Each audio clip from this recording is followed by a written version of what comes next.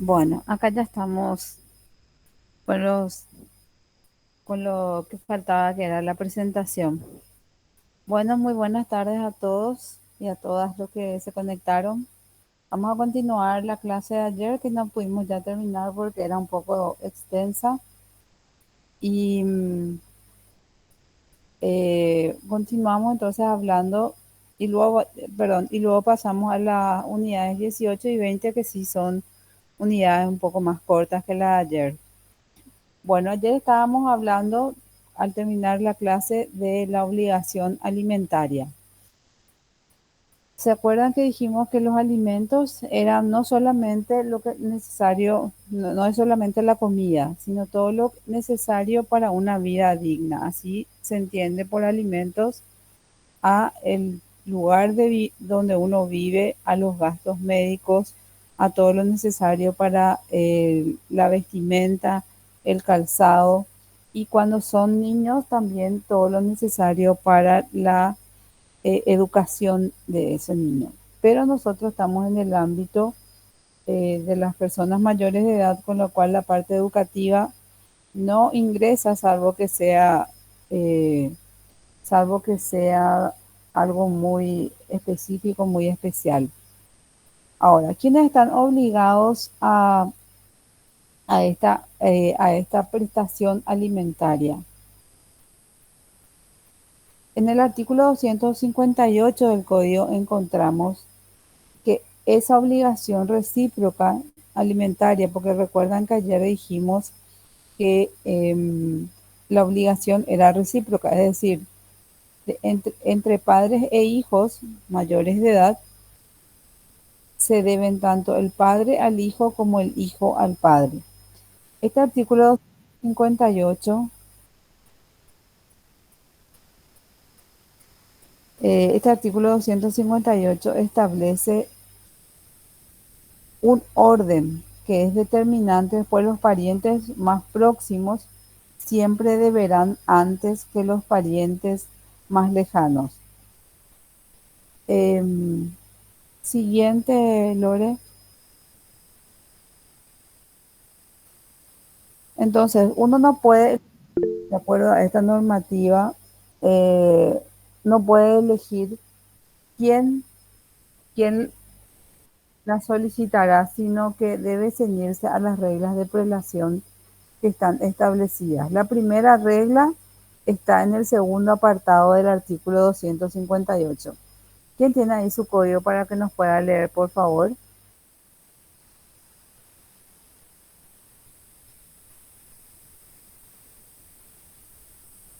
Yo tengo, doctora. Adelante.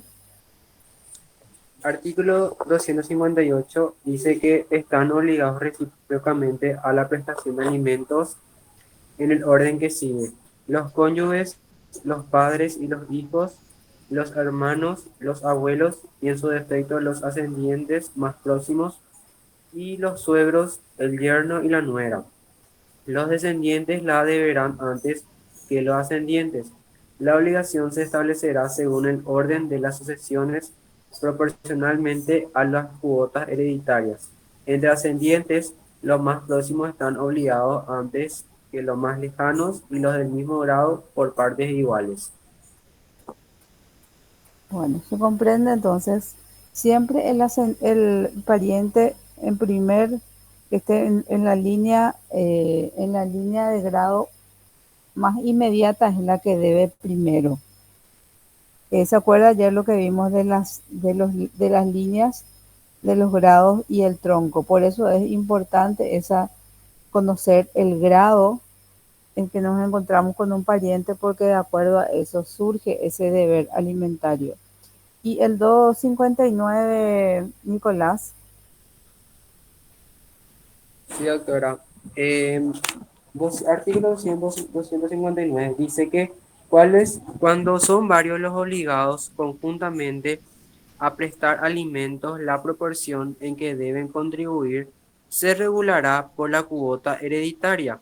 Si existiendo varios obligados, el que debe los alimentos en primer término no se hallare en situación de prestarlos, La obligación pasará en todo o en parte a los demás parientes, según el orden establecido en el artículo anterior. Bueno, ahí tenemos la tercera regla, ¿sí? Siguiente, siguiente diapositiva, porfa. ¿Cómo entonces se fija la cuota alimentaria? La cuota alimentaria no se limita a un simple cálculo de porcentaje, sino que se hace de acuerdo a las peculiaridades de cada caso, como ser la capacidad económica, la condición social, el número de hijos del alimentante, el sexo y la edad del alimentado. ¿Se acuerdan que hablábamos ayer en la clase del ejemplo de la señora que le pidió los alimentos a su hijo? ¿Sí? Entonces, eh, ¿cómo se va a determinar? Se va a determinar en base tanto al nivel de vida, a las circunstancias de la persona que tiene que otorgar los alimentos, en el caso que vimos ayer, el hijo a su mamá, como también las circunstancias de vida de la mamá. Evidentemente, el caudal alimentario del alimentante, dijimos, es un requisito que yo tengo que probar si es que pido, y una vez probado eso también se tienen en cuenta las circunstancias de vida del alimentante, porque él tampoco puede quedarse en una situación precaria por otorgar los alimentos. ¿Sí? ¿Se comprende bien? Bueno, la sentencia judicial que fija la cuota alimentaria tiene una característica muy especial, ya que es eminentemente provisional, es decir, puede ser modificada mientras varíen las circunstancias de las partes, circunstancias económicas obviamente. ¿Eso dónde lo encontramos? Lo encontramos en el artículo 260 del Código Civil. Nicolás, si puedes leer. Sí, doctora. Artículo 260. Si después de hecha la asignación de los alimentos alterase la situación económica del que los suministra o del que los recibe, el juez podrá resolver el aumento, la disminución o la cesación de los alimentos según la circunstancia. Bueno, fíjense entonces, si se produce una variación de las circunstancias, el juez puede modificar esa sentencia, puede modificar en el sentido de subir la cuota alimentaria, de reducir la cuota alimentaria e incluso de cesar esa obligación alimentaria en relación a esa persona. Entonces, tenemos que la alteración económica en general es la que produce esa modificación en la sentencia. ¿Y por qué dijimos que es una sentencia que tiene un carácter provisional? Ustedes saben que las sentencias, una vez dictadas, ya no se pueden modificar.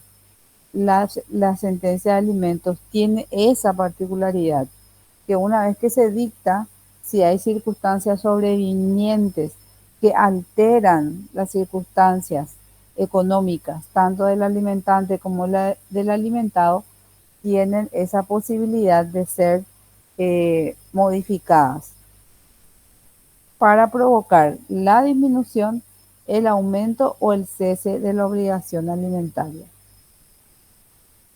Siguiente, Lore, porfa.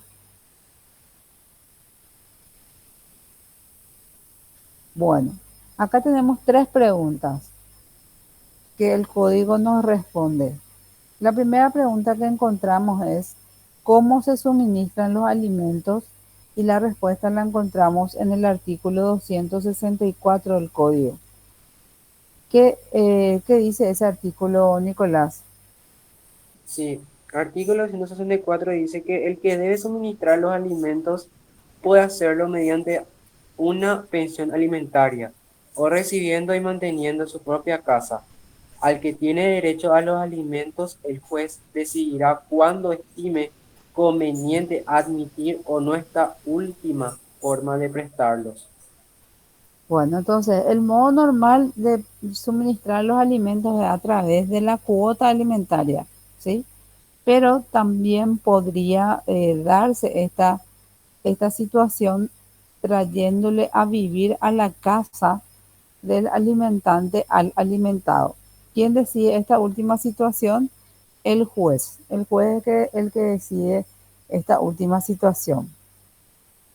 Después nos encontramos con la segunda pregunta. ¿Cuál es el momento de la prestación alimentaria? Y también la respuesta está en el código. ¿Qué dice ese artículo, Nicolás? Sí, 265. artículo, sí, 265 dice que los alimentos se pagarán por mensualidades adelantadas. Se pagan por mensualidades adelantadas. ¿Qué significa eso? Que generalmente si yo promoví un juicio, la cuota alimentaria se va a fijar, que debe ser dada a partir de la fecha de la iniciación del juicio. O sea que puede pasar un lapso de tiempo entre la promoción del juicio y la fijación de la cuota alimentaria. Entonces la cuota alimentaria, digamos, es retroactiva al día en que se inició el juicio. Y la última pregunta, que es, ¿cuándo cesa la obligación alimentaria? Tenemos en el artículo 263. ¿Qué Sí, nos dice? te Sí, digo. adelante. Artículo 163 dice que cesará la obligación de prestar alimentos. En el inciso A dice que tratándose de hijos, cuando llegaren a la mayoría de edad o siendo menores, cuando abandonaren sin autorización la casa de sus padres, si el que recibe los alimentos cometiera algún acto que lo haga indigno de heredar al que los presta, por la muerte del obligado o del alimentista, y cuando hubieren desaparecido las causas que la determinaron. Bueno, fíjense que ahí está la enumeración de los motivos que producen la cesación de la obligación alimentaria. Una de esas es, por ejemplo, la muerte del alimentante o del alimentado, o cuando alguno de los dos incurre en una situación, perdón, cuando el alimentado incurre en una situación de indignidad. ¿Qué significa eso? La indignidad es una figura del derecho sucesorio que provoca la pérdida de la vocación, pérdida de la herencia, es decir, de la posibilidad de recibir una herencia que yo tenía derecho. No nos vamos a adentrar en la causal de indignidad porque eso es materia de derecho sucesorio, pero la indignidad son situaciones como, por ejemplo, atentar contra la vida de la persona que me va a dar la herencia. O sea, si yo, por ejemplo, atenté contra la vida de mi padre o de mi madre, estoy en una situación de indignidad que me priva a mí de ese derecho de recibir la herencia. Entonces, si yo estoy en esa situación, tampoco tengo derecho a pedir alimentos a esa persona. Si yo, por ejemplo, intenté atentar contra la vida de ellos. ¿Se comprende? Sí, Bueno, profe. Sí, pero, Sí. gracias. Bueno, la obligación alimentaria de los hijos en nuestro país tiene una sanción constitucional. También hay un tipo penal que sanciona el incumplimiento del deber alimentario. ¿Se acuerdan que ayer habíamos visto entre los efectos que produce el parentesco, que crea también efectos de orden penal, y uno de esos era el incumplimiento del deber alimentario? Bueno, ¿cuáles son las reglas procesales? Las reglas procesales son básicamente las que ya desarrollamos ayer en la clase. Las reglas procesales son que las que están en el Código Procesal Civil, en en los artículos 597 y siguientes, cuando se trata de adultos, y cuando es niño nos regimos por el Código de la Niñez y la Adolescencia. Bueno, las normas procesales, ahí terminamos esa unidad. Las normas procesales que habíamos visto ayer era que quien se presenta, recuerdan, tenía que acreditar que, primera cosa, el vínculo. Segundo, que tenía que acreditar la imposibilidad de prestarse a sí mismos los alimentos, es decir, cuál es el motivo que les imposibilita a prestarse para que esa persona sea capaz por sí misma para generar lo que necesita para vivir. Y tercero, el caudal del alimentante. Estos eran los tres requisitos que están tanto en el Código Civil como en el Código Procesal Civil, que el juez hace una vez que recibe el proceso, a fin de determinar, por ejemplo, los dos supuestos, el caudal del alimentante y la imposibilidad del que pide, puede recabar informes libremente a todas las instituciones que sean necesarias a ese efecto. Una vez que tiene todo, el juez dicta sentencia, ¿sí? Y recién con la sentencia, el obligado al alimento toma intervención en el proceso. Es un proceso sui generis en el sentido de que no hay un traslado propiamente, como sí lo hay en las demás clases de juicio. ¿Y por qué esto es así? Porque tiene carácter, los alimentos están vinculados a que a la propia existencia. Entonces, por eso es que se le da un trámite muy ágil, muy dinámico para que rápidamente tenga una sentencia definitiva sin perjuicio de que luego, si varían las circunstancias, así como vimos recién, esa sentencia pueda ser modificada a la alta, a la baja o dejando sin efecto. Bueno, ahí terminamos esa unidad 17 y vamos a empezar con la unidad 18.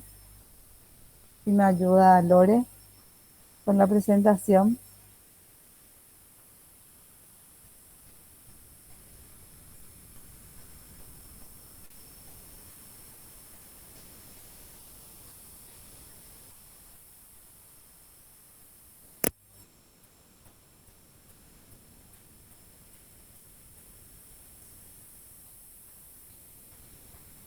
Bueno, ¿qué son los esponsales?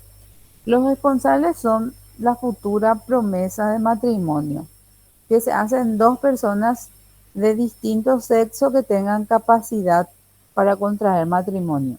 Eso es lo que significa ahí con aptitud nupcial, significa con aptitud para contraer matrimonio, porque se acuerdan que ayer vimos que el parentesco también generaba que impedimentos para contraer matrimonio, ¿sí?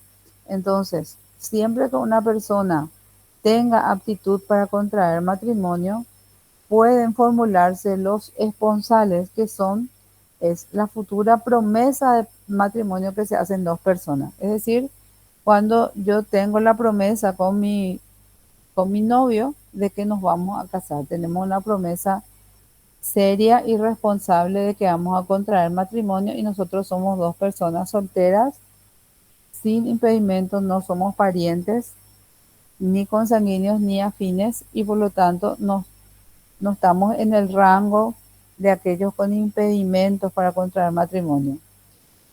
Hoy en día, ¿cómo se le llamaría al esponsal? Se le llamaría, es el popular compromiso, ¿sí? Ellos están comprometidos, ustedes escuchan muchas veces. ¿De dónde deriva esta palabra? Deriva del latín esponsalia, que a su vez deriva del verbo espondere, que significa prometer.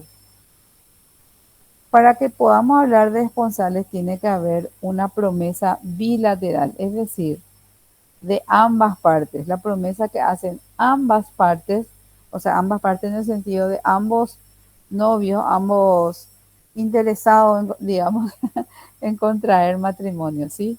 No basta que yo nomás prometa contraer matrimonio, sino que mi novio, mi pareja, tiene que formular también esa promesa. Es decir, es una promesa mutua que se hacen dos personas de que van a contraer matrimonio. Nuestro código tiene una regulación, o sea, tenía, mejor dicho, eh, la regulación en el Código Civil e incluso eh, E incluso la ruptura de esa promesa matrimonial acarreaba la promoción de daños y perjuicios respecto del que fue perjudicado por el que no cumplió la promesa. Nuestro código antes de la modificación por ley 1/92 disponía: la promesa de matrimonio no obliga a contraerlo. Esta norma quedó derogada en virtud de la ley 1/92. Por eso que dice acá en el material, nuestro código antes de la modificación por la ley 1/92 disponía que la promesa de matrimonio no obliga a contraerlo. Eso estaba en el artículo 136. El culpable de la ruptura del compromiso matrimonial debía indemnizar a la otra parte por los gastos hechos de buena fe, y el juez podía fijar además una indemnización por daño moral. Eso estaba en el artículo 137, que también fue derogado por la ley 1/92. También los prometidos podían demandar la restitución de los regalos hechos en consideración a la promesa de matrimonio. Es decir, si yo le había hecho un regalo a mi prometido o viceversa, en el caso de que no se cumpla esa promesa matrimonial, se podía demandar la restitución de los regalos. Siguiente, Lore, por favor.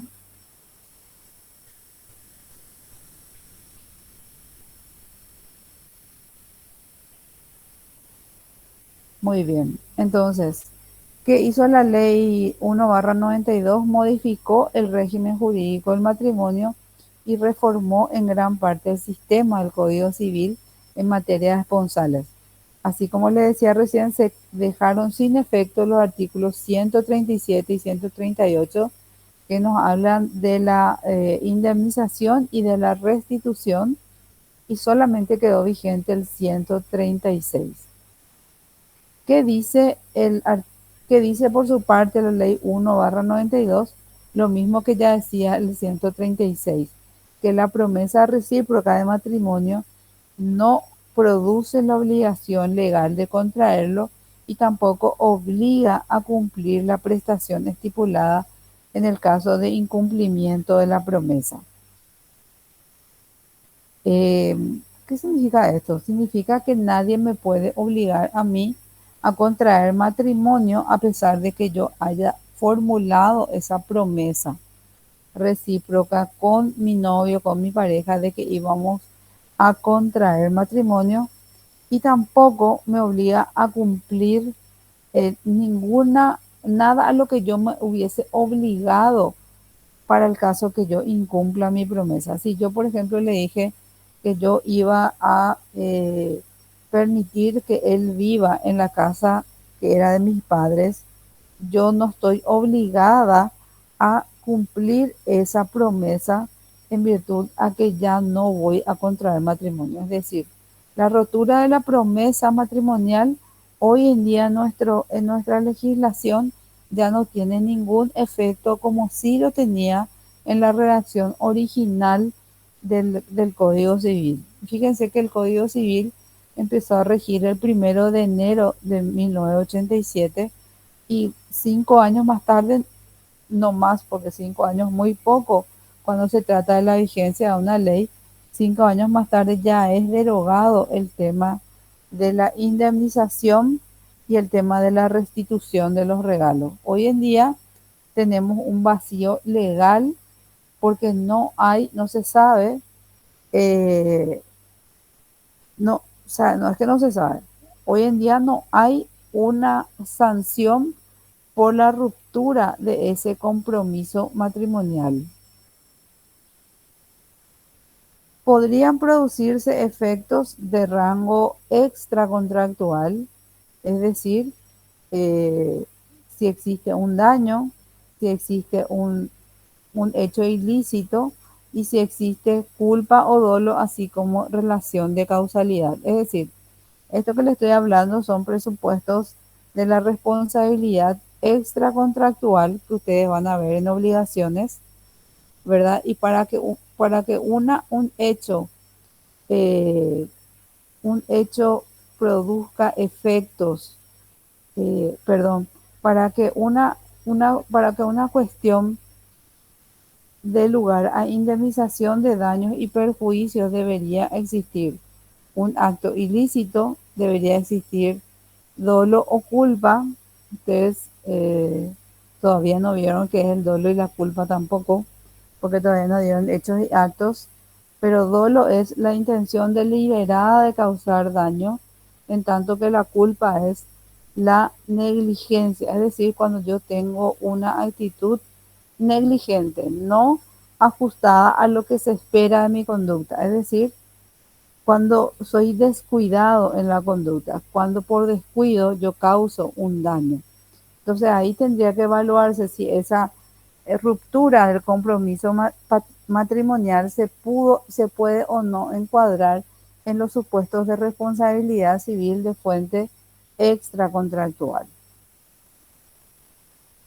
¿Quedó claro este aspecto del compromiso matrimonial que hoy en día no tiene ningún efecto más que evaluar si existen factores que podrían incursarlo en la responsabilidad civil? Si quieren preguntar algo, no hay problema, ¿sí?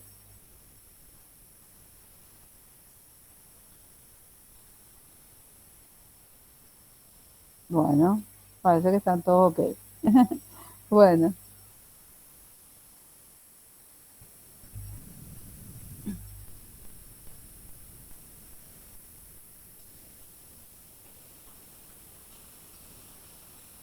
bueno, el matrimonio. El matrimonio tiene dos, podemos estudiarlo en dos acepciones.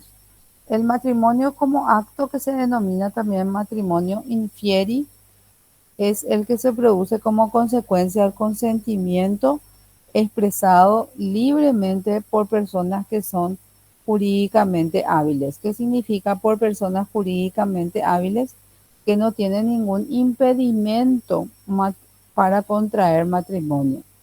Por ejemplo, ¿cuál es un impedimento? El impedimento clásico por excelencia para contraer matrimonio es que yo esté unida por un vínculo matrimonial anterior no disuelto. Es decir, yo estoy casada sin divorciarme. Ese es un impedimento y me hace a mí inhábil para contraer un nuevo matrimonio hasta tanto yo obtenga mi divorcio vincular. Una vez que yo obtengo mi divorcio vincular y si la otra persona tampoco tiene impedimento, entonces podemos hablar de personas jurídicamente hábiles. ¿Quiénes son también las personas jurídicamente hábiles? Los solteros que tienen la edad mínima para contraer matrimonio y no son, por ejemplo, parientes en la línea que exige el código para que sea un factor que impida esa celebración. Y el matrimonio estado se le denomina también matrimonio infacto esse, es la relación constituida por la celebración válida. Ellos viven en matrimonio, se dice. Entonces, fíjense que el matrimonio se refiere tanto al acto matrimonial como a la relación de vida que surge de esa celebración válida. Bueno, ¿cómo podemos definir al matrimonio? Sí, Jessy, Jessy, levantaste la mano. Profe, Sí. ese impacto, eso sería lo que es hoy, No te sería lo que sería la unión de hecho. No, esto estamos hablando del matrimonio. El matrimonio es matrimonio No, directamente. no te Ya una vez, escucho, Jenny. Se fue la eh, señal.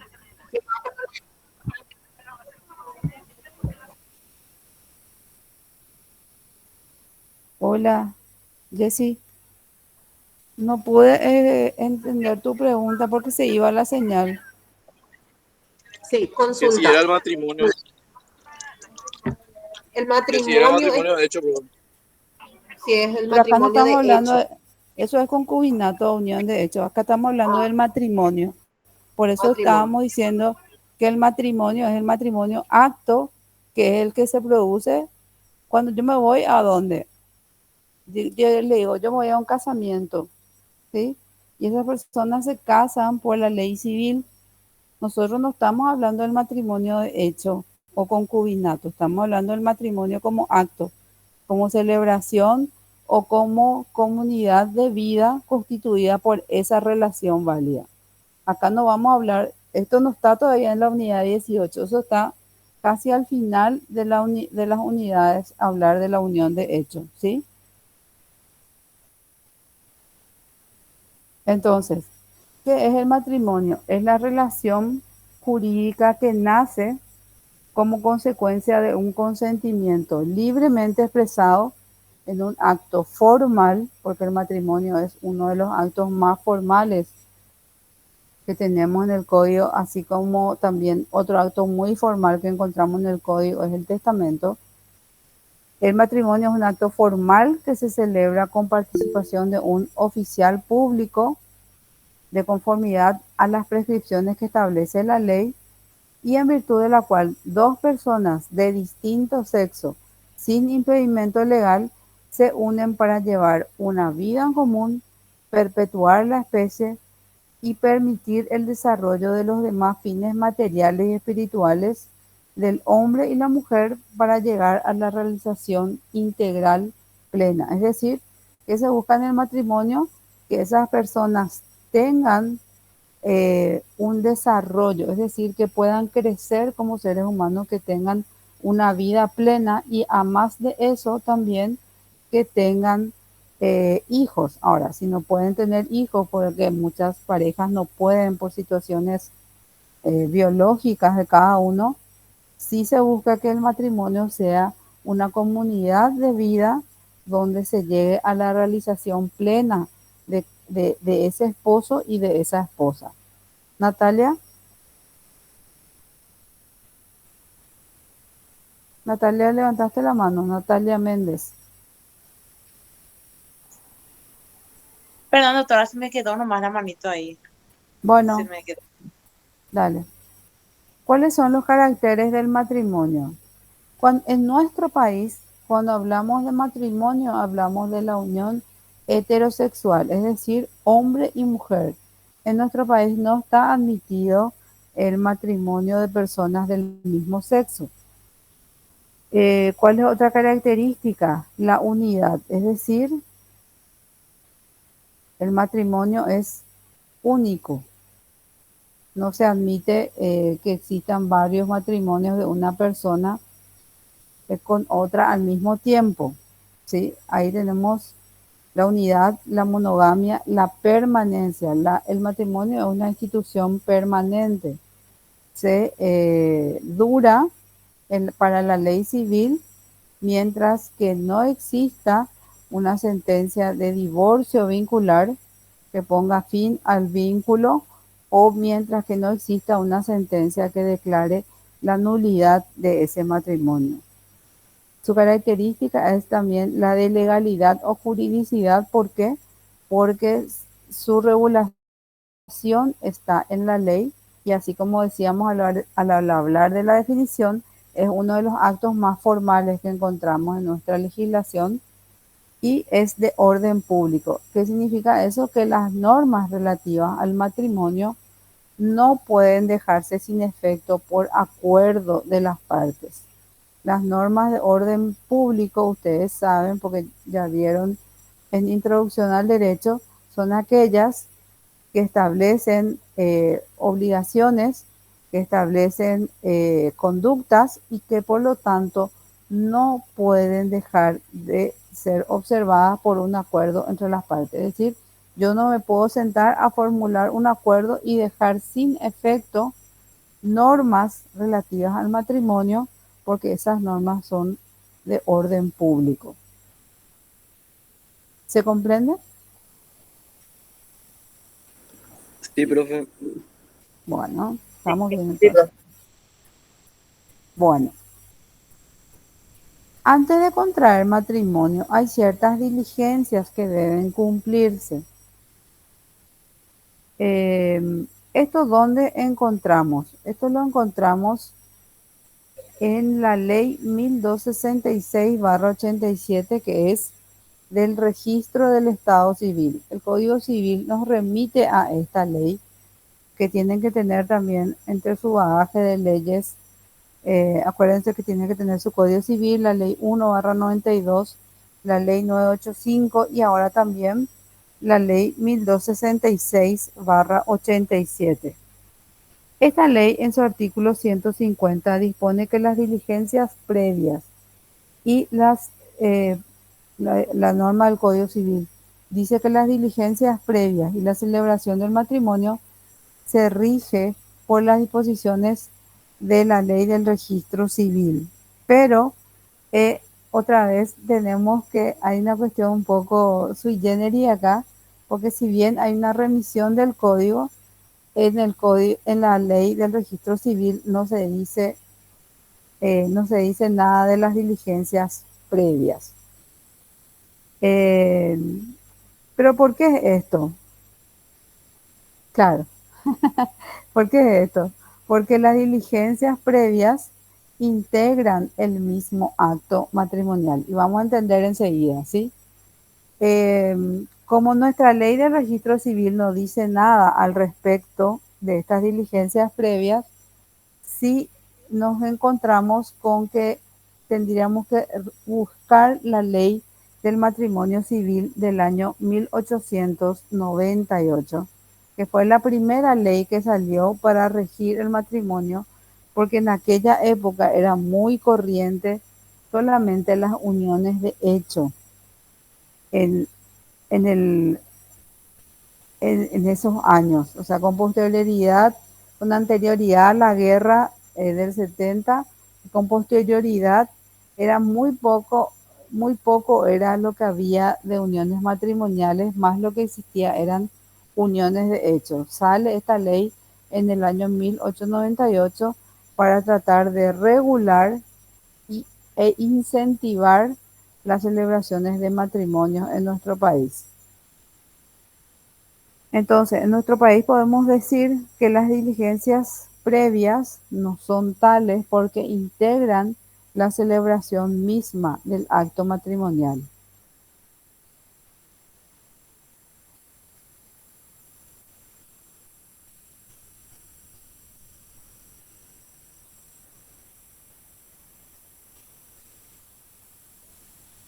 Bueno,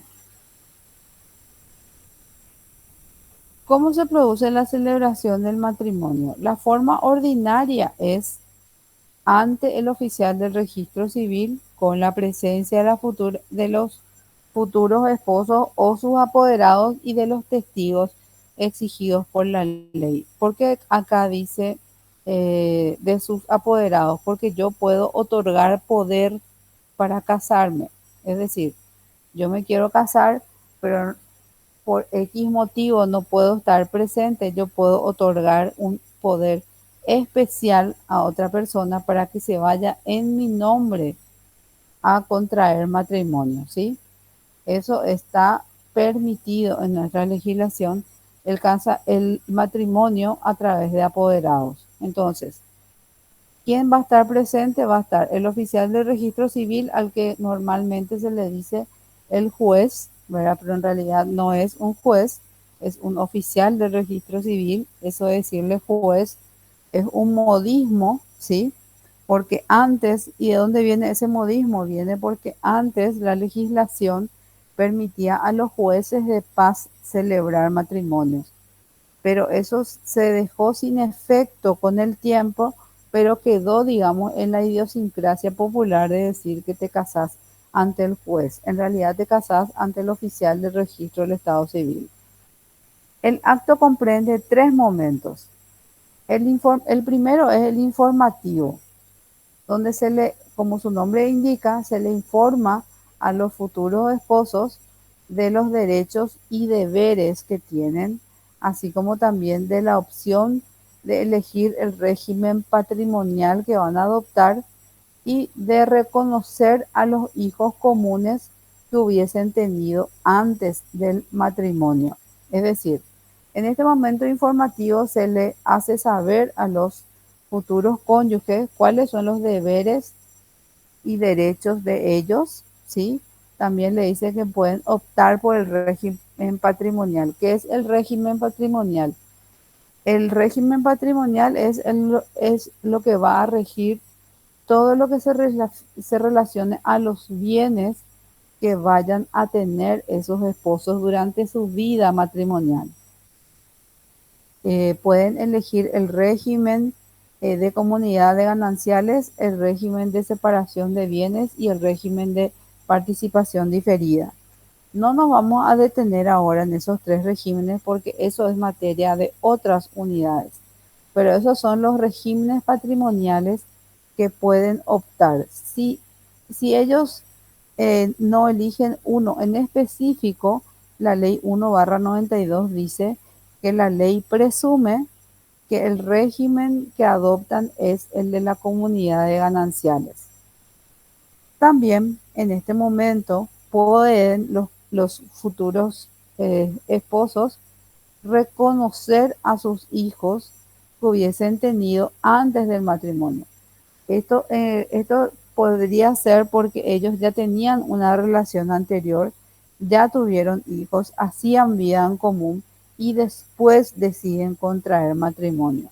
Entonces, en este momento se reconoce a los hijos y es lo que se llama la legitimación a los hijos que se hace en el acto. Ahora, ¿qué clase de hijos son? Tienen que ser los hijos en común. No puedo yo reconocer a los hijos de mi pareja que mi pareja tuvo con otra persona, sino tienen que tratarse de hijos en común con la persona que yo voy a contraer matrimonio.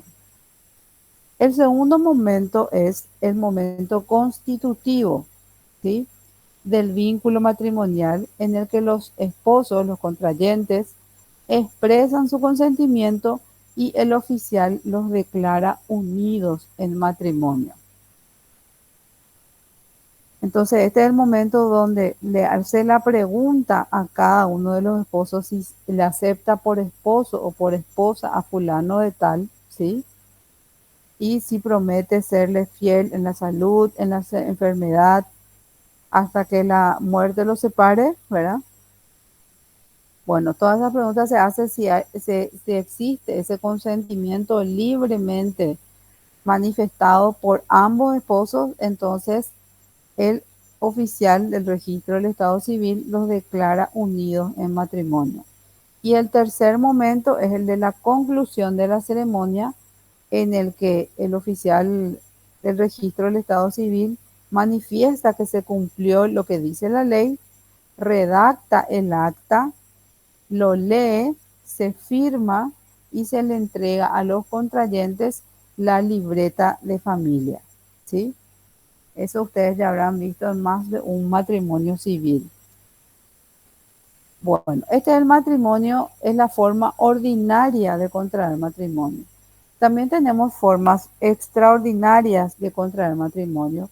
Por ejemplo, el matrimonio in articulo mortis se le llama así cuando uno de los esposos se halla cerca de la muerte, pero tiene aún intactas sus facultades mentales. Entonces, la ley que hace permite o habilita algunas flexibilización de las formalidades para que esto se realice.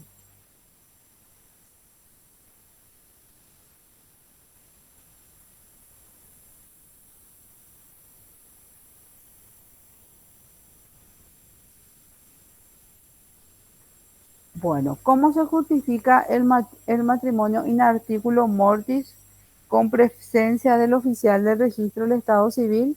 Esto se justifica con la presentación de un certificado médico y donde no existan médicos, con el testimonio de 2 testigos.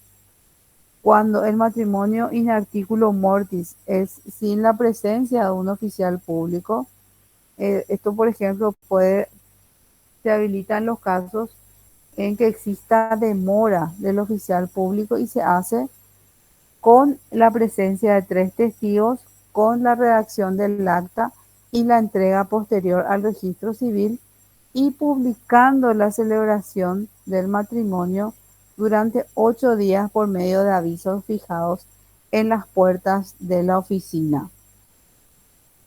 Esto sería el caso, por ejemplo, que una persona ya está realmente al borde de la muerte y no puede esperar la presencia del oficial del registro civil. Entonces se hace ante la presencia de 3 testigos, se labra el acta. Esos 3 testigos labran el acta de la celebración del matrimonio y luego se entrega ese acta al registro civil y se publica esa celebración del matrimonio durante 8 días, dice, por medio de avisos que se fijan en la puerta de la oficina.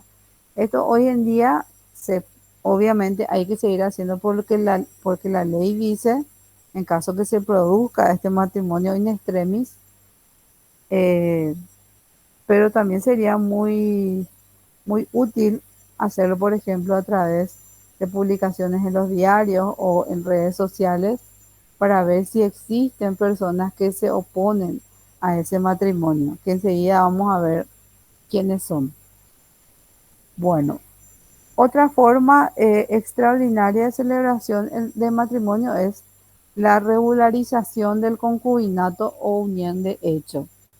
¿Esto cómo se hace? Se requiere que las personas estén unidas por lo menos 5 años y el oficial de registro civil, mediante información sumaria de 2 testigos que manifiesten que no existen impedimentos, anota ese matrimonio. Es decir, yo puedo estar en una unión de hecho que tenga por lo menos 5 años y a la vez tengo que tener la declaración de por lo menos 2 testigos que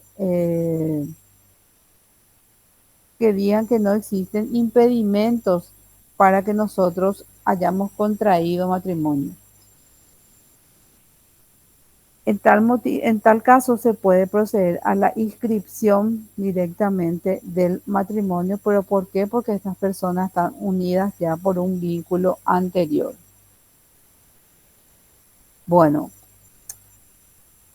para que contraigan matrimonios los menores de 16 años, esto es realmente excepcional, se da a través de una autorización del juez de la niñez y la adolescencia.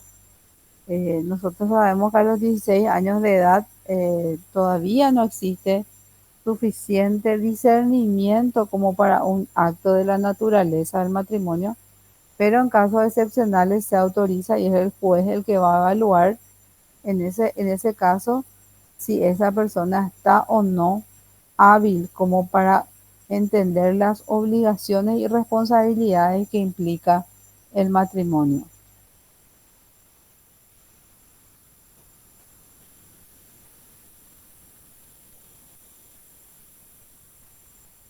Bueno, ¿cómo se prueba el matrimonio?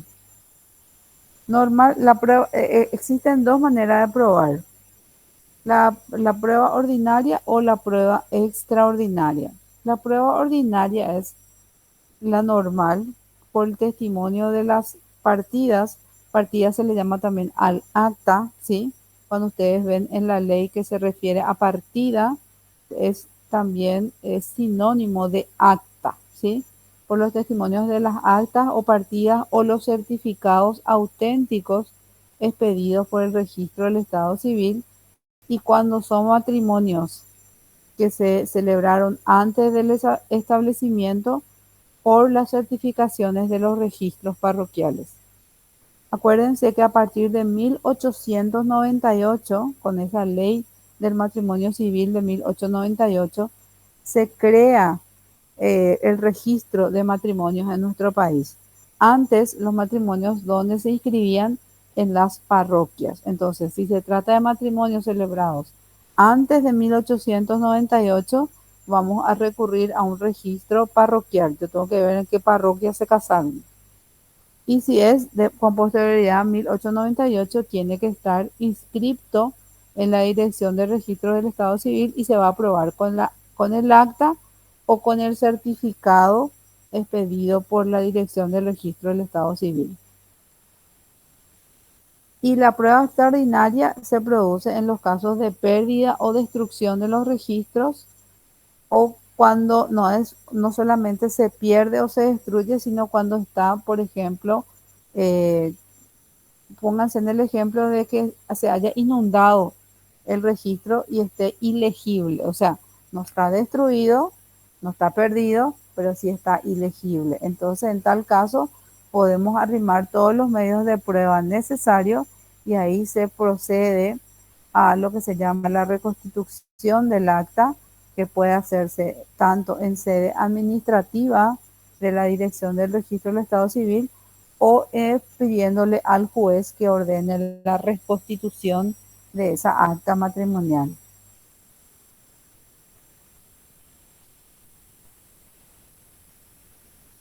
Bueno, eh, ahí llegamos al final de nuestra unidad. Como vieron, esas son unidades muy cortitas. ¿Tiene alguna pregunta, Sí, doctora. Entonces, Nicolás? para saber si un matrimonio está inscrito, tenemos que ver de acuerdo al en qué año más o menos fue celebrado, ¿verdad? Por ejemplo, si Claro. antes del 98 fueron en las parroquias comúnmente se celebraban, ¿verdad?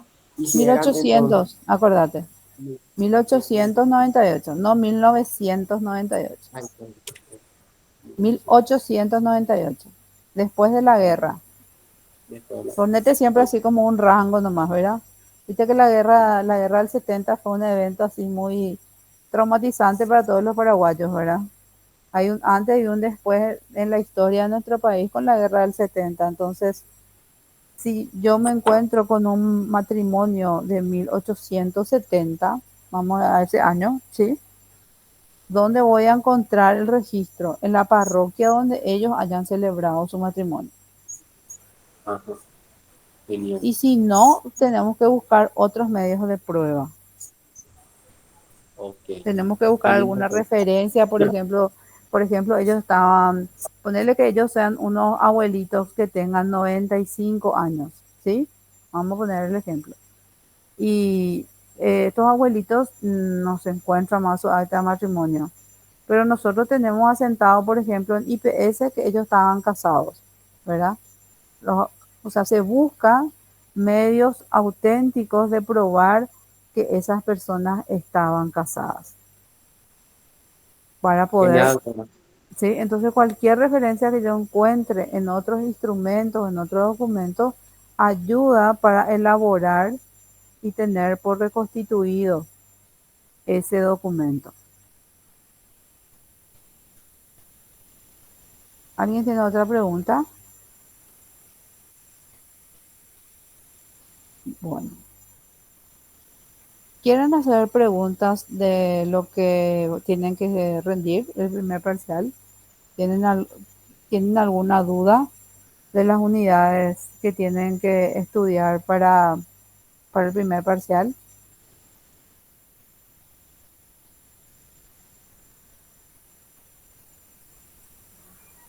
No, Bueno, doctora. bueno, Profesora, sí, ¿quién me disculpe, habla? sí, Marta. Marta, sí, la inhabilitación, Ok, ¿será que podría explicar otra vez, por favor? sí, cómo no. La inhabilitación es una figura de protección. ¿Por qué, por qué se llama de protección? Porque tiende, como su nombre indica, a darle asistencia, protección y cuidado a una persona que por una situación, a ver, ¿cómo es la palabra correcta? Lorena, ¿puedes apagar un ratito tu micrófono porque si no hace eco? Ahí está. Las personas inhabilitadas son aquellas que están en el artículo 89 del Código Civil, si mal no recuerdo. Por ahí, Nicolás, tenés ¿Verdad? ¿Qué Sí, artículo? artículo 89, 89. ¿Vos también tenés ahí, Marta? sí tengo. ¿Podés leer? Se declarará judicialmente la inhabilitación de quienes por debilidad de sus facultades mentales ceguera, debilidad senil, abuso habitual de bebidas alcohólicas o de estupefacientes u otros impedimentos psicofísicos, no sean aptos para cuidar de su persona o atender sus intereses. Ahí está. Fíjate, Lorena, y fíjate ahora el artículo 73 y vamos a ver la diferencia. ¿Qué dice el artículo 73 del código?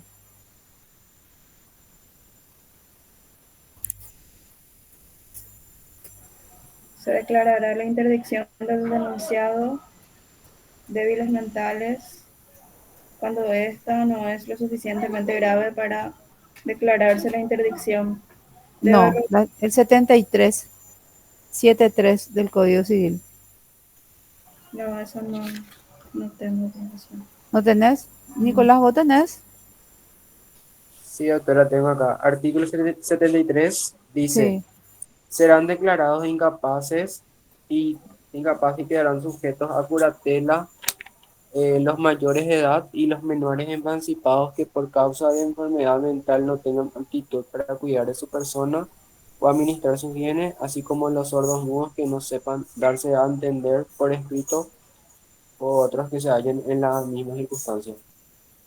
Ok, entonces, en el artículo 73, cuando hablamos del artículo 73, hablamos de la interdicción, ¿sí?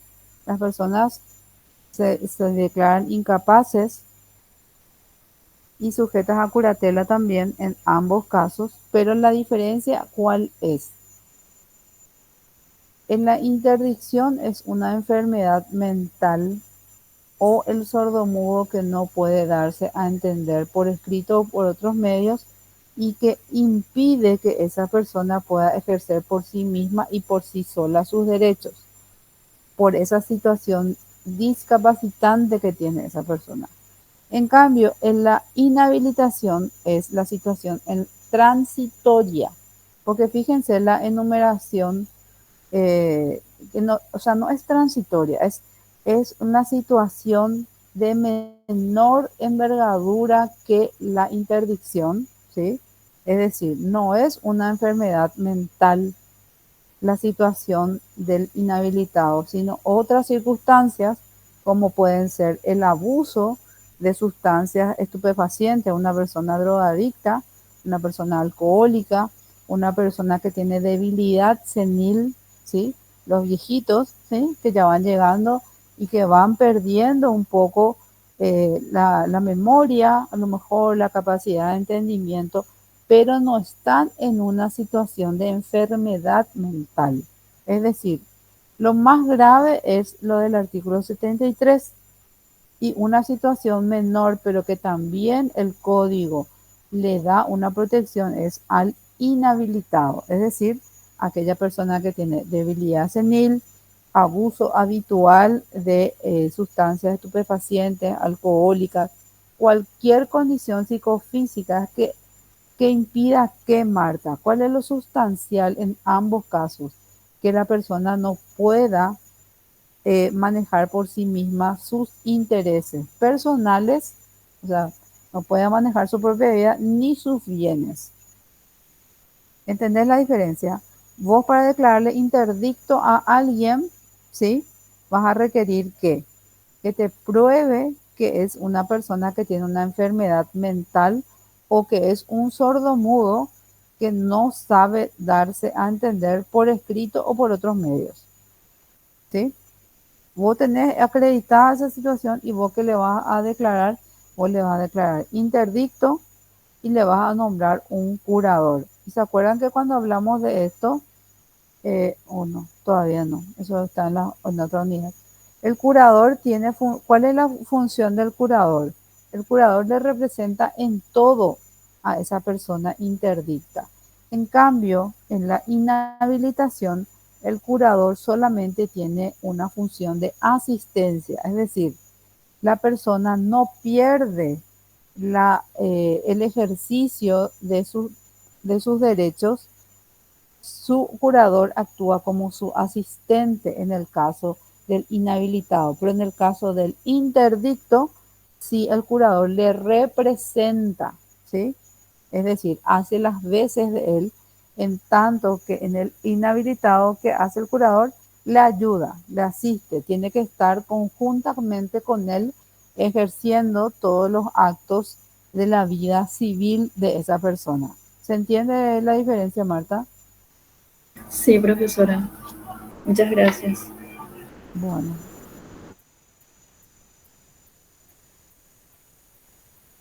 tenemos otra pregunta de lo que tienen que rendir el primer parcial.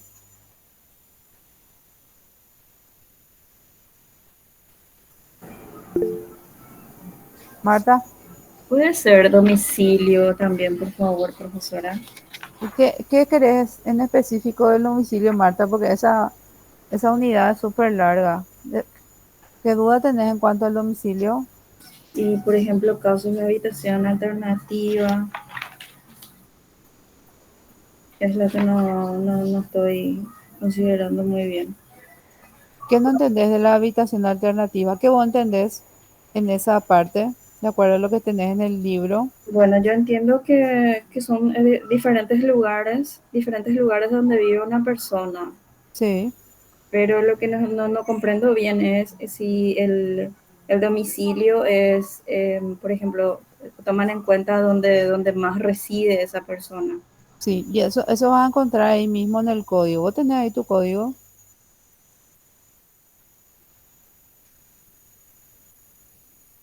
Marta, ¿tenés tu código?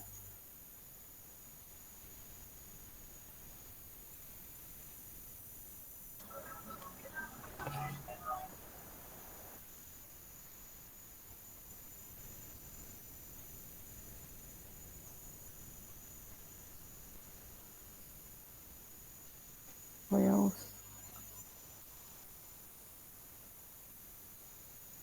bueno, voy a buscar acá mi código en mi compu, si me dan un ratito, código civil.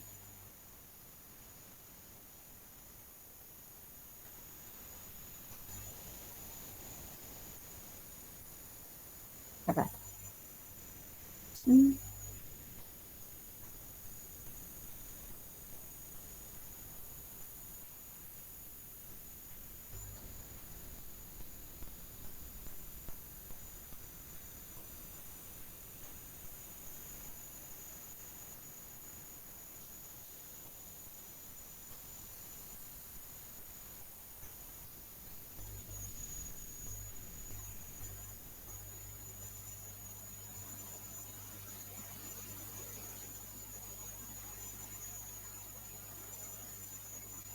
mm, no me está abriendo mi archivo. A ver si acá en internet es más rápido, porque no tengo acá mi código. Dejé mi oficina, código civil. Ujú.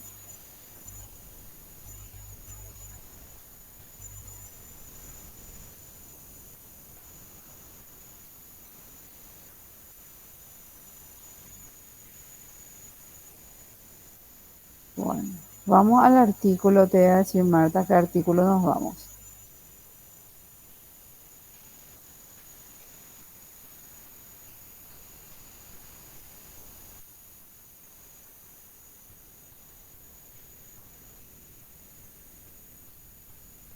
Bueno, yo le hago una pregunta ahora, mientras acá me busca. ¿Cuál es el domicilio? ¿Cuál es el domicilio de la persona jurídica? Ustedes dieron persona jurídica ya, ¿verdad? Ya desarrollaron esa unidad. Sería local físico de una de la empresa o eh, la institución maestra. ¿Mm? Sería el local físico, digo, de la institución, o sea, dependiendo que sea el tipo de empresa, institución que sea, ¿verdad? Sí. Para el domicilio de las personas jurídicas siempre tienen que ir al artículo 95, ¿sí? Tienen su domicilio en el lugar de su sede. Si tienen establecimiento en diferentes localidades, su domicilio estará en ellas para el cumplimiento de las obligaciones allí contraídas. ¿Eso qué significa? ¿Cuál es el lugar de su sede? El que diga en el acto constitutivo. O sea, el principal asiento de la persona jurídica es el lugar de su sede. Y si tiene varios establecimientos en cada uno de ellos, en relación a los actos que allí se hayan generado. Por ejemplo, si en la escritura dice que tiene domicilio en la ciudad de Asunción, pero no dice la dirección, entonces yo tengo que ver dónde es, y esa es la sede de la persona jurídica. ¿Y por qué es importante dónde es la sede de la persona jurídica? Porque ese va a ser el lugar donde se va a considerar que es hábil todas las comunicaciones que se realicen a la persona jurídica. Es decir, cualquier comunicación que yo haga, la persona jurídica no puede decir que no recibió si se dirige a ese domicilio. Bueno, Marta, ¿cuál es si me decís tu duda está en el artículo 55? Te responde esa pregunta que vos tenés, o sea, esa duda que vos tenés te responde el código en el artículo 55. Te dice, en el caso de habitación alternativa en diferentes lugares, ¿cuál es el domicilio? El domicilio es el lugar donde se tenga la familia o el principal establecimiento.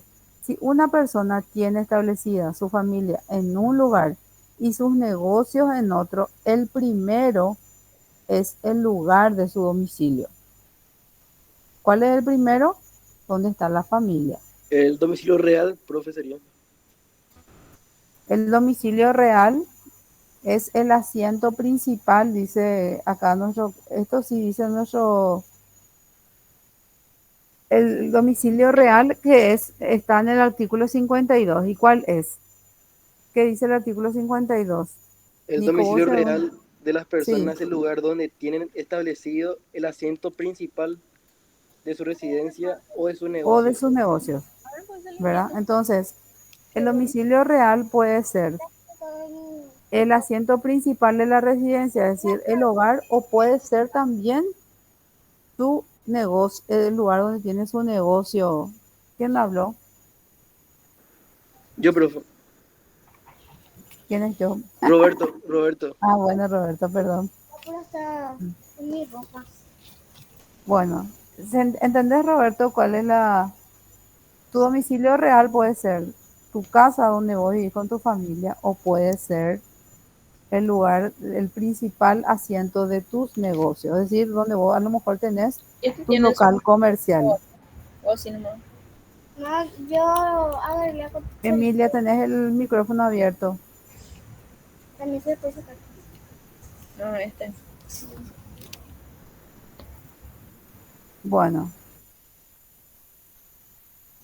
respondí tu pregunta, Marta. Sí, profesora, muchas gracias. Me cuelgo nomás de vez en cuando porque no sé, algo le pasa a mi internet. Gracias, No, gracias. no te preocupes, no te preocupes. Gracias, profesora. No, nada. Bueno, ¿tienen alguna otra pregunta? De lo que acá alguien preguntó en el chat hasta dónde es el examen parcial, y ayer me dijeron los delegados que es hasta la unidad 13. Acá está, hasta que eleccione la primera parcial es hasta la unidad 13.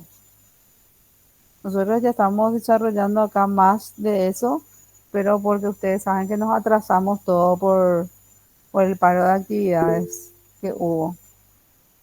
Sí, Victoria. Profe, ¿cuál es un ejemplo de domicilio especial?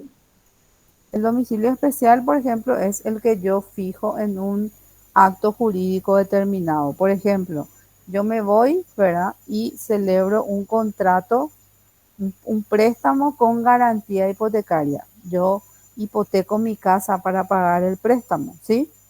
Y en ese acto yo fijo un domicilio diferente al que yo tengo mi casa.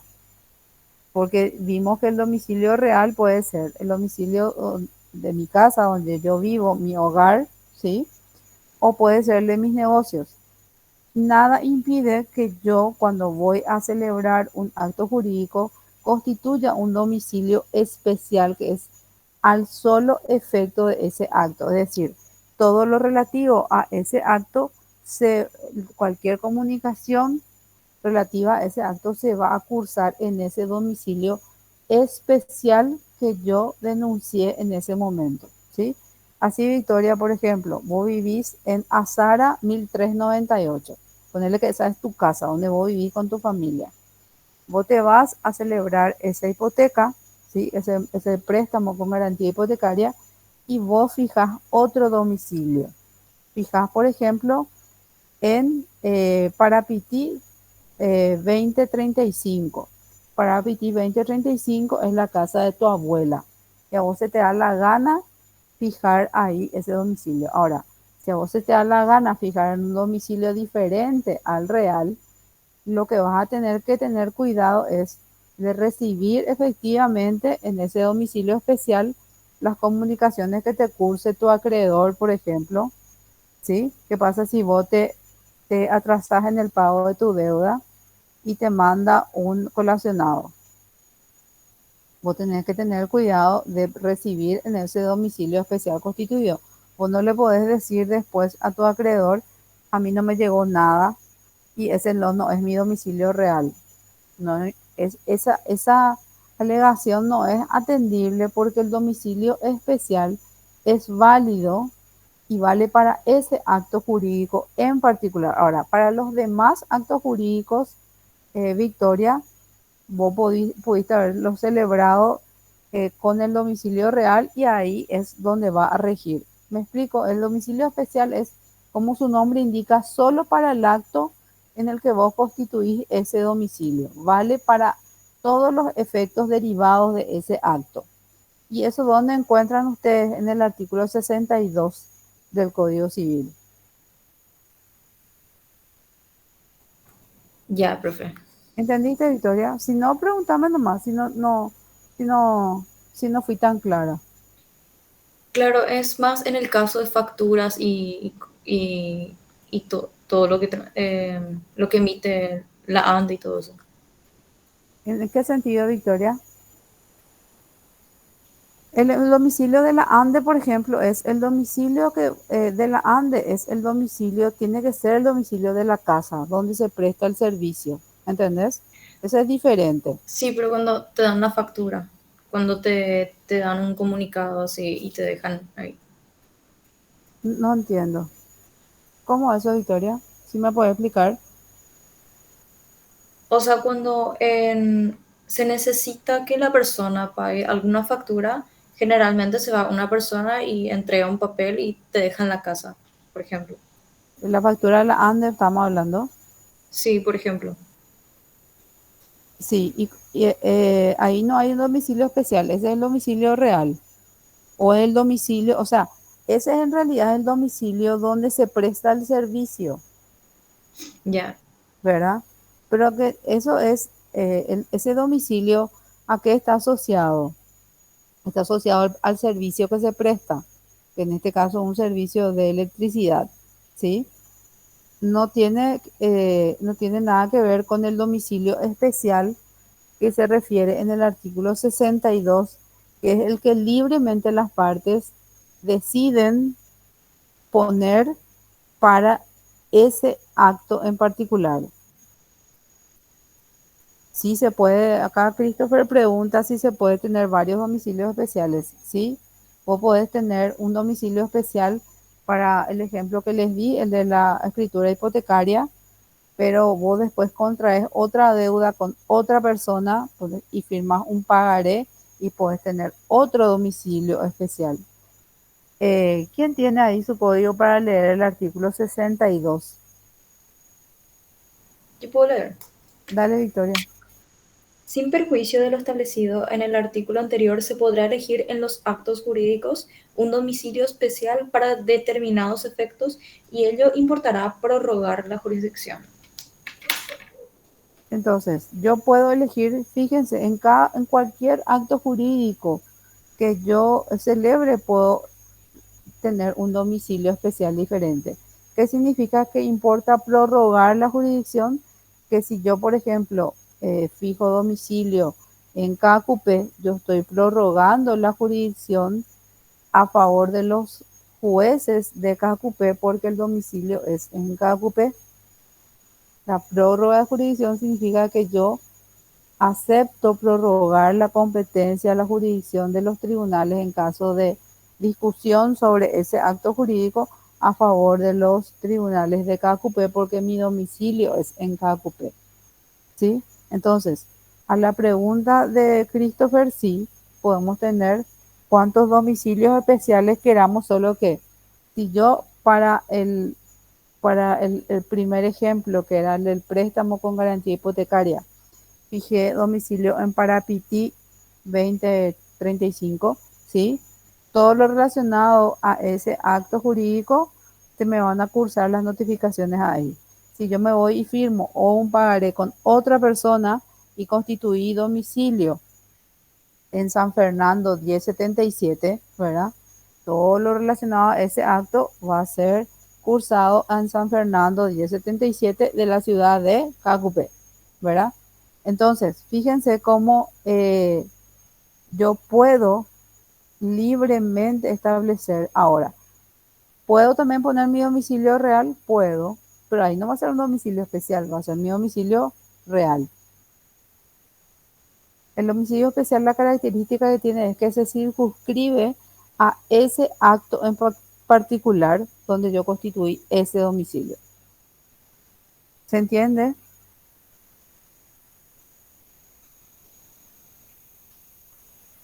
Qué Sí, suerte, Christopher. Qué suerte. sí, profe. Gracias. Bueno.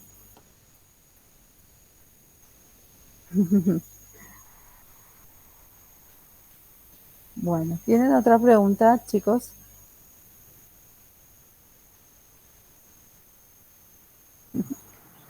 La unidad 8, profesora, emancipación. Decime. Emancipación, Emancipación. por favor. ¿Qué no te quedó claro ahí, Marta?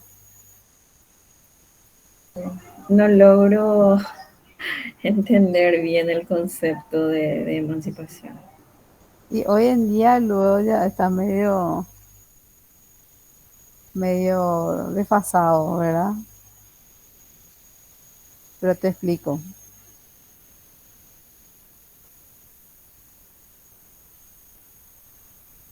Bueno, la figura de la emancipación realmente es una figura de muy antigua data, ¿sí?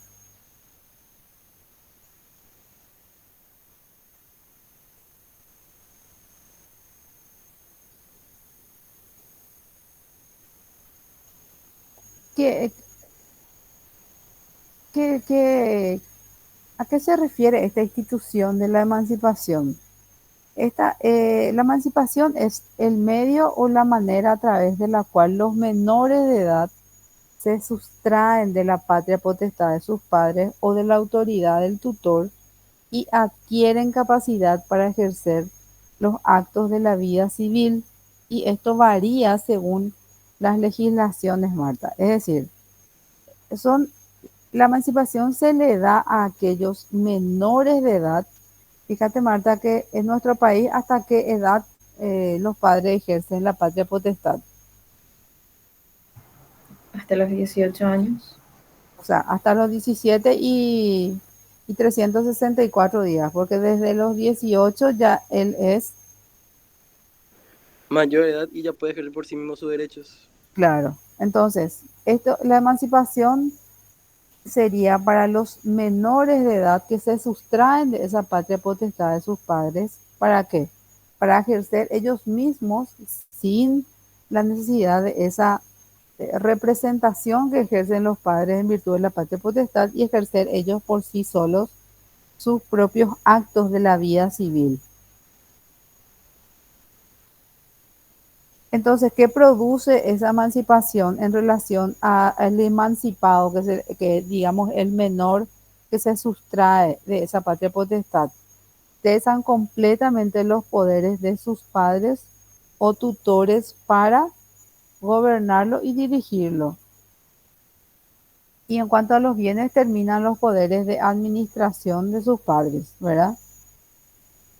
¿Dónde ustedes ya dieron derecho romano, verdad? Porque ahora como ayer me quedé desfasada, que ya no sé más qué. el orden de las materias ahora en la facultad. ¿Qué tal, doctora? Sí, que es una consultita, no sé si no, está nomás en lo que estamos hablando, pero para un interdicto, ¿qué se necesitaría? O sea, Para declarar la interdicción de alguien. sí. Bueno, voy a ver si Marta ya se dio por contestada. Marta, ¿entendiste lo de la emancipación? Sí, profesora, porque justamente ayer estaba viendo el caso de una actriz que solicitó la emancipación Dije, y no, ahora estoy comprendiendo porque según claro, ellos, ella lo que quiere es sustraerse de la patria potestad de sus padres, porque sí, ella sí, todavía no es mayor de edad. sí, porque Entonces, emanciparse, ¿sí? Y ejercer ella sola, ya que no que sus padres o sus tutores eventualmente tengan poder sobre ella, sino que ella sea la que pueda ejercer su propia vida, digamos, ¿verdad? sí, justamente por eso ella había solicitado, porque su mamá cobraba todo el dinero y no, no le daba a ella, solo a ella lo Claro, que le correspondía y todo eso. Y aparte sí, le llevaba así en discotecas y demás, y ella quería salir de ese mundo, entonces solicitó la emancipación, pero como que no entendía muy bien. sí. Entonces es que sustraerse de esa patria potestad. Cuando hay una emancipación legal o tácita, es cuando, por ejemplo, por el matrimonio que se autoriza de los menores. Ahí ellos se emancipan, porque no va a tener sentido una persona casada que otra vez esté bajo la, la representación de sus padres por la patria potestad, ¿sí? O también en los casos, según nuestro código, de la obtención de un título universitario. Puede tratarse de una menor de edad o un menor de edad que sea superdotado, por ejemplo, y que se haya admitido que ingresa a la universidad y que a los 16 años ya tenga título, ¿verdad?, de ingeniero. En ese caso, también hay una emancipación legal o tácita, le llama el código, ¿sí? Sí, entendido, profesor. Muchas gracias. Ahora voy a la pregunta de la interdicción, ¿sí? Es un requisito ineludible para la interdicción la presentación del certificado médico. Es decir, yo no puedo decir que esta X persona tiene esta situación de enfermedad mental. Por ejemplo, yo digo que él tiene una situación de esquizofrenia paranoide, por darle un nombre, ¿verdad? Yo no le puedo decir eso al juez sin traer un diagnóstico médico. O sea, si alguien presenta un pedido de interdicción de otra persona, ponele que vos presentás el pedido de interdicción de tu hermano, ¿sí? Porque tu hermano no tiene esposa, no tiene hijos, también ya es mayor de edad, ¿verdad? Eh, no tiene esposa, no tiene hijos, no tiene nada. Vos pedís la interdicción de tu hermano. Vos jamás le podés pedir la interdicción de tu hermano al juez sin adjuntar un diagnóstico médico. Si así lo presentases, el juez podría rechazarlo sin dar trámite, porque no tiene el requisito fundamental. ¿Y eso dónde está? En el artículo 76 del Código Civil.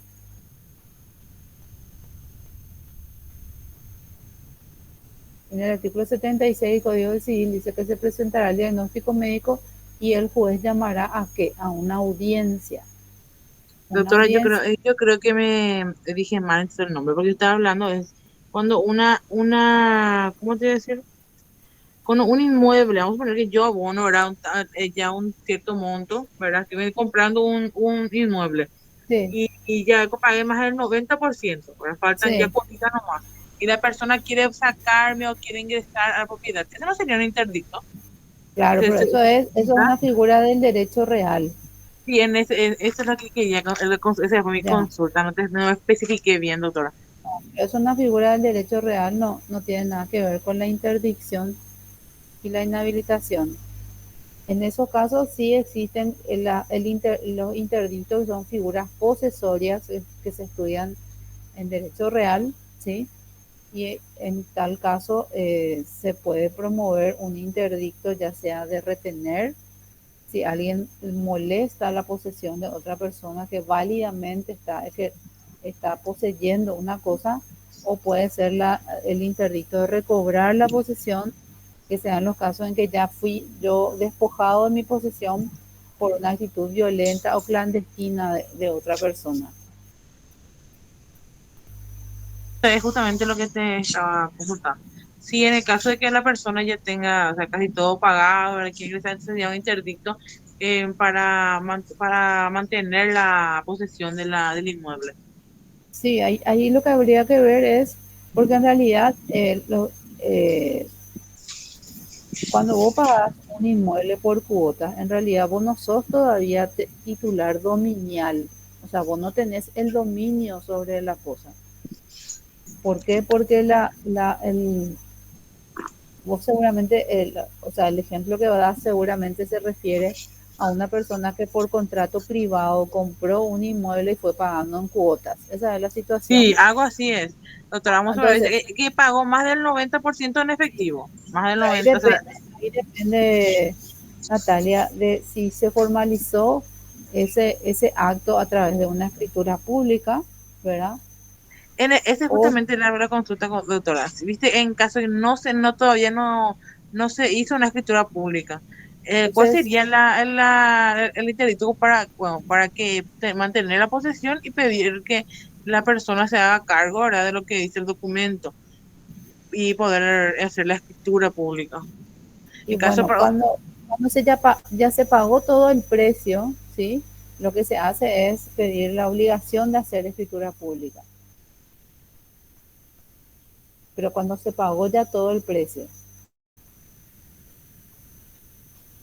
Pero nadie le puede despojar a otra persona por la fuerza, y más todavía si en el caso hay un vínculo contractual, ¿sí? Porque hay un sí, vínculo comprendo. contractual, ¿verdad? Entonces, si vos tenés pagado casi ya la totalidad, no podría nadie venir a echarte de ese lugar. Y si así se intenta, entonces se puede ejercer la vía del interdicto de retener la posesión. Sí, justamente eso era. Justamente de ese era, se trataba. Muchísimas gracias, doctora. Nada. Bueno, si no tienen más preguntas, damos por finalizada la clase de hoy. Y si tienen alguna duda o consulta posterior que les surja en estos días que van a estar estudiando, le pueden decir al delegado y él me va a hacer al delegado o a la delegada y me van a hacer llegar las consultas y vamos a ir evacuándolas antes del examen. Muchas gracias, profesora. Gracias a ustedes. Gracias, Ya, profe. doctora, Gracias, gracias. bendiciones. Gracias, profe. Gracias. No, Sí, profe, profe. muchas gracias. Chao, chao. Hasta fin de Sí, semana. profe, gracias. Hasta luego.